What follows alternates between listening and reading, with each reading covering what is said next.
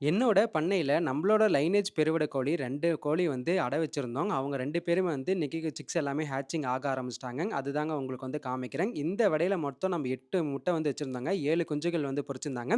இது 2வது விடைங்க. இதுல மொத்தம் 7 முட்டை வச்சிருந்தோம். இதுல வந்து 6 குஞ்சுகள் வந்து பொரிச்சிருந்தாங்க. 2 கோழியில ஒரு முட்டை மட்டும் தான் நமக்கு வந்து பொரிக்காம போயிட்டாங்க. ஓகே பரவால்ல.